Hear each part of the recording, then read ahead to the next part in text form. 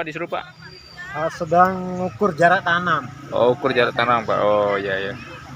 Berarti udah dibagi kelompoknya Pak ini ya? Ya sudah. Iya ya. Berarti ada yang mau jarak tanam, ada yang mencari hama Pak ya? Ya, mencari hama. Oh siap. Dengan Bapak siapa Pak? Bapak Salim. Oh Bapak Salim. Iya siap Pak ya. Ya, dari Pediti. Oh Pediti. Semangat Pak ya. Ya.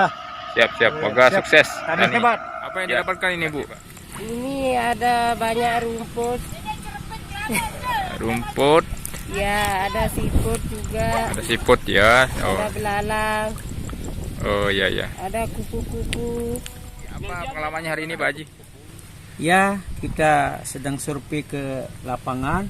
Oh survei melakukan pengamatan ya? Pengamatan kita temui penyakit atau hama seperti belalang, keong, ulat, kupu-kupu, hama putih gitu. Hama putih palsu yang ya. Jadi kegiatan SLPHT ini atau sekolah lapang untuk petani, kita maksudkan adalah untuk melakukan pelatihan kepada petani agar dia dapat menjadi petani pengamat. Artinya ketika dia sudah menjadi petani pengamat, dia akan bisa menganalisa, mengidentifikasi hama penyakit yang ada di pertanamannya, sehingga dia dapat ketika dia turun melakukan pengamatan, dia akan mendapatkan informasi di tanamannya sendiri, kemudian dia akan dapat melakukan tindakan kuratif maupun preventif maupun kuratifnya.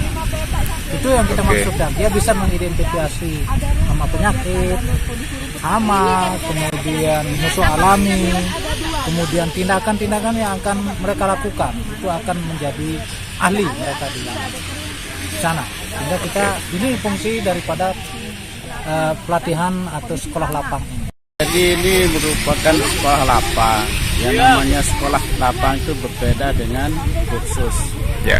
Jadi mereka itu turun ke sawah, belajar di sawah untuk menemukan sendiri apakah itu hamanya, kemudian bagaimana musuh alami, kemudian budidaya tanamannya bagaimana, keadaan atau kondisi tanamannya bagaimana, sehingga mereka bisa menyimpulkan apakah tanaman padi ini perlu disemprot, apakah tanaman ini perlu disiang, dan lain sebagainya.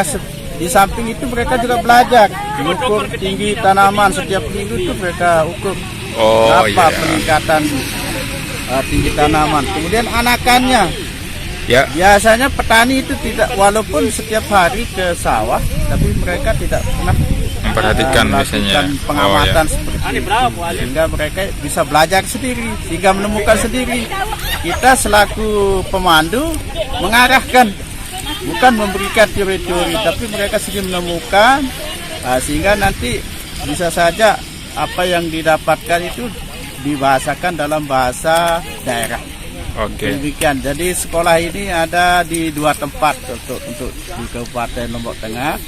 Mudah-mudahan tahun ke depan akan lebih banyak lagi. Mungkin demikian. Baik, jadi pertama-tama saya ingin menerangkan bahwa sekolah lapang ini adalah sebuah metode sekolah petani di mana sawah menjadi ruang belajarnya. Sawah adalah perpustakaannya.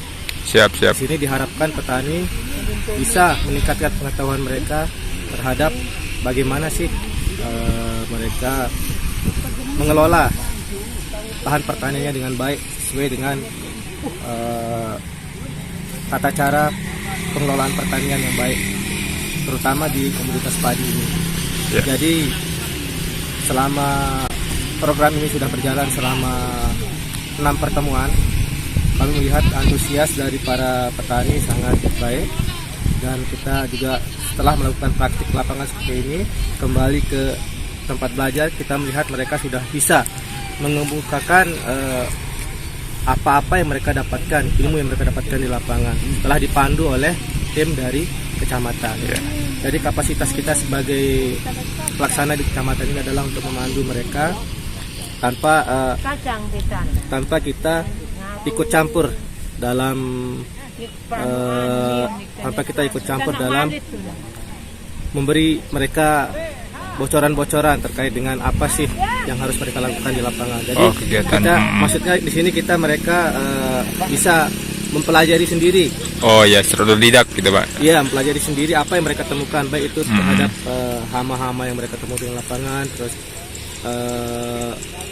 musuh alaminya apa gitu. Dan bagaimana kondisi padi yang ada di lapangan setelah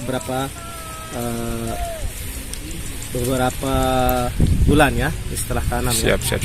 Jadi harapan kami di UPT ini, sekolah lapang ini bisa memberikan kontribusi yang baik pada petani, bagaimana mereka mendapatkan pengetahuan yang cukup dalam mengolah lahan pertanian mereka, terutama dalam komoditas padi. Hasil pengamatan hama yang saya ketemukan atau kami ketemukan ada 4, yaitu hama putih palsu, kewok sapotik niki, aku hakodean sekali. Terus siput atau sisuk, olet, dan lamun bahasa sasak niki dari-darian niki. Mungkin orang-orang anjing tanah negara niki udah sesuai di gambar niki. Ya? Niki.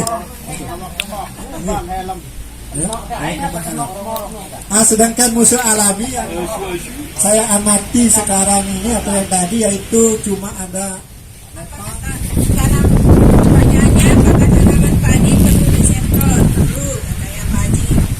Terus apakah padi perlu diolah?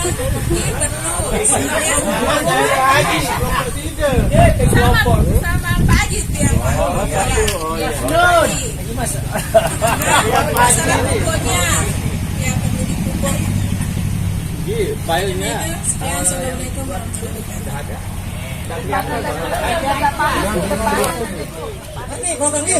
Oke. Siap. Tepuk tangan. Sekali dong. Oke. Pak Tony berkata, tepuk tangan 2 kali. Tepuk tangan.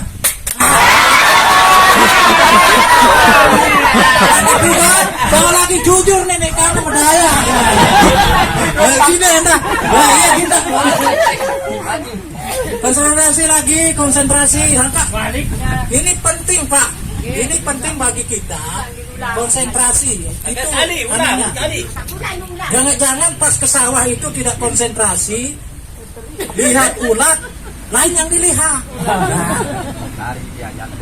Ulat bapaknya yang dilihat. Udah kicap di bawah. Pak Tony berkata, tepuk tangan 3 kali.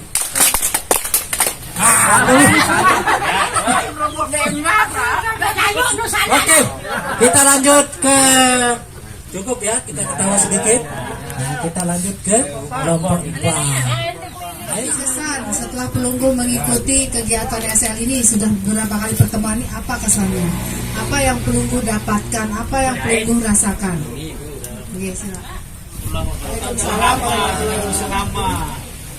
Selama cara arah sekolah